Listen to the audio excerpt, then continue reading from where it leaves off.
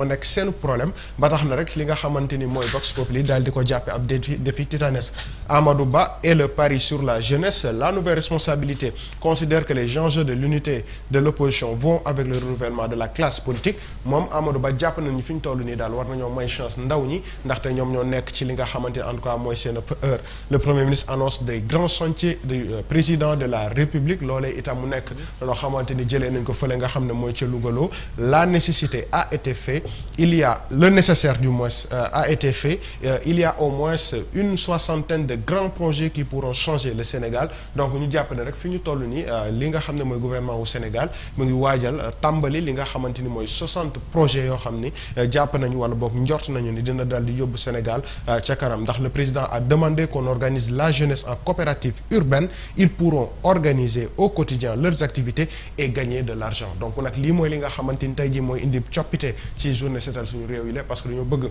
jeunes yi nga xam ne ñoo si activé wu ñu daal di leen organiser ba ñu daal di am ay organismes yu parfait yoo xam ne yu tegu lay doon mais tamit ci li ñuy def muy activité citoyenne ñu daal di si mën a gis si boppam si seen bopp ci li nga xamante ni mooy wàllum koom-koom loolu yëpp nekk nag ay mbir yoo xamante ni ñu ngi koy xaar ci weer yi nga xam ne ñooy daal di ñëw lutte contre l'insalubrité yi tamit loolu mooy li nga xam ne rek le président de la République daal dina koy yëkkati ci ay kaddu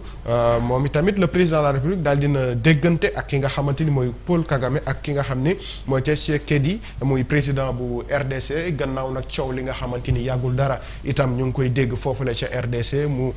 concerné ki nga xam ne mooy Rwanda ak République démocratique bu Congo mu mel ni nag le président mu ngi siy daal di def ay tànku jàmm ngir rek permettre que la paix revienne foofee nga xamante ni mooy ca RDC ñu dem. Libération nag tey dafa daal di xëy ak dossier bu tàng jër moo waral bi ngeen xëyee suba ba léegi ngeen gis Papa Ousmane di reetaan rek ndaxte mbir la moo xamante ni ñun ñëpp nii la daal di dalee suñu kaw ndaxte expropriation des titres fonciers numéro 5058/NGA 1383/NGA ak 13 ak 1838/NGA suivi d'indemnisation dossier boobule li nga xamante ni mooy dossier bi dafa daal di jëlaat beneen tournure bu bees ndaxte. moom mi nga xamante ni mooy réquisitoire bi mu def supplétif pendant depuis 2022 ñu fàttaliku ne dossier bi mu ngi tàmbali woon en 2022 te ba tey amutoon njeexital boo xamante ni amoon na ko fi mu toll nii on est en mesure de dire que ni kii nga xamante ni mooy le procureur daal dina koy relancer yóbbu ko fële ca deuxième cabinet d'instruction du tribunal hors classe de Dakar ngir ñu mën ko càmbaraat bu baax a baax le ministère public itam daal dina woote ci li nga xamante ni mooy placé sous mandat de dépôt ki nga xam ne mooy Tahirou Sarr mais aussi ñu daal di génne ab mandat d'arrêt international contre ki nga xam ne mooy Mamoud Diallo lii nag mooy li nga xamante ni libération ñëw na ko muy benn ñaareel bi tamit dafa daal di demander à ce que ñu yëkkati li nga xam ne mooy immunité parlementaire bu député Amadou Ba numéro 1 moom mi nga xamante ni tey jii nii mooy procureur itam daal dina demander ñu daal di lever li nga xam ne mooy immunité parlementaire am bi mu koy demande daf ko demander ki nga xam ne mooy deuxième cabinet d'instruction du tribunal hors classe bu Dakar waaye yamul ci loolu kii di Birima Mangara itamit ñu ngi daal di laajte pour ñu daal di yëkkati li nga xam ne mooy immunité parlementaire am ndaxte li ñu bëgg ñu xool ana ban degré d'implication la ñu am ci boobule dossier maintenant nag le dernier mot revient au juge du deuxième cabinet après l'exécution d'une délégation judiciaire confiée à la SU lii nag mooy li nga xamante ni SU daal dina koy indi actuellement nag mu mel ni mbir yaa ngi tàmbalee tar bu baax a baax ndaxte ñi ñu daan tudd yépp ci ay dossiers dafa mel ni procureur nag taxaw na temm ngir ñu daal di leeral yooyu les dossiers ñu jóge ci 2022 2025 bëgg ko leeral dans tous les cas ci kanam tuuti di ngeen ci am plus de détails fii moom la woon. en tout cas bu ñu levee immunité bu ñu liree lii de cela veut dire que y avait pas eu de décision prise. il faut que parce que dossier pendant la ñu wax dossier boo xam ne ba léegi jeexagul.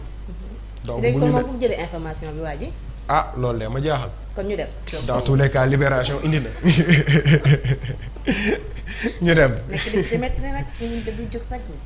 Le quotidien itam polémique sur les indemnisations de victimes 2021-2024 des chèques et des questions maître Moussa Diop nag yëkkati na ci ay kàddu la mu wax rek mooy que l'indemnisation se règle par voie judiciaire et non politique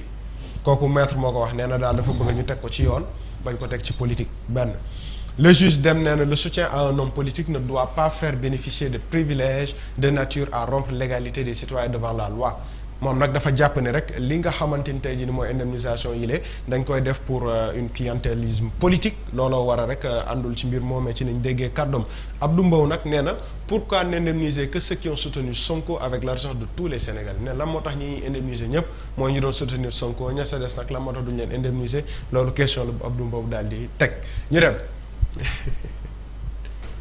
L'As quotidien ñëwaat na ci li nga xamante ni mooy Farba Ngom bloc autour de Farba Ngom l'Espagne et la Côte d'Ivoire au front mu mel ne nag moom daal Espagne ak Côte d'Ivoire fi mu toll nii daal taxaw nañ temm ngir ànd ak moom yàkkamti naa gis nag seeni rassemblement surtout bii di waajal fële ca France kon nga nee nañu samedi incha allah dinañ fa daal di tase mu nekk mbir moo xamante ni muy am solo lay doon ñu dem. Source A, le tribunal du commerce saisi dans l'affaire West African Energy ce qui est demandé au juge affaire bi nga xam ne mooy affaire Samuel Sarr dafa mel ni rek fi nga xamante ni lañ toll actuellement le tribunal commerce daal dina saisi bu baax a baax li nga xam ne mooy dossier boobu noonu nekk nag di si càmbar ndaxte deux actionnaires en l'occurrence Samuel Sarr et Arouna Dia ont saisi le tribunal de commerce de Dakar pour lui demander de choisir un administrateur provisoire ñu nekk nag ci càmbar boobu la l'audience est prévue le 10 février prochain l'argument de Samuel Sarr et Arouna Dia et que actuellement le projet est à l'arrêt du fait de Moustapha Ndiaye qui n'a mis que 1 million d'euros soit 655 millions de francs CFA loolu yëpp daal dinañ ci am lu ñu leer fii ak boobee nga xam ne audience bi nañ ko daal di taxawal Diop Taïf de Pastef Abdou Mbow de Takku Wallu juge Amidou Dème à propos de l'indemnisation des victimes des violences politiques en colère tous raal mu mel ni nag ñoom ñëpp dañu daal di fi mu toll nii gàddu seeni mbir daal di wax ci li nga xam ne mooy loole ndax Diop Taïf li mu wax en tout cas selon source A mooy que ni beaucoup ont jugé que la somme de 500 000 est trop petite que cette somme ne peut rien régler moom nag moo daal di yëkkati yooyu les kaddu moom Diop Taïf certains ex-détenus disent qu'ils ont droit à une formation qualifiante à un emploi d'autres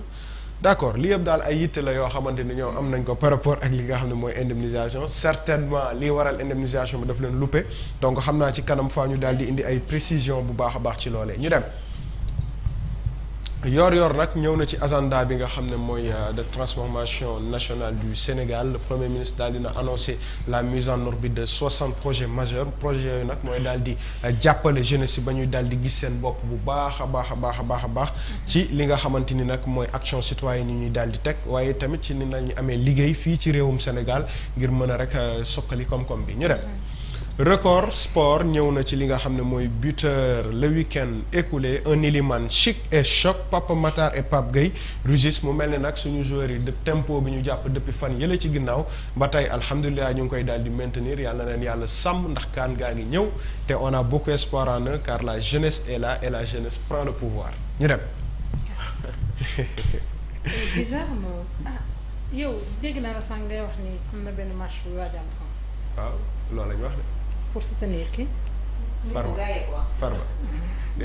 dama préciser ni gaa yee ko. waa France fan yi dañoo am seen ngóone. gaa yee ko wax de. dañoo am seen ngóone bu fay lëmbe Candace Owens. nee nañ daal Farba moo la ñu soutenir. vous suivez l'actualité non.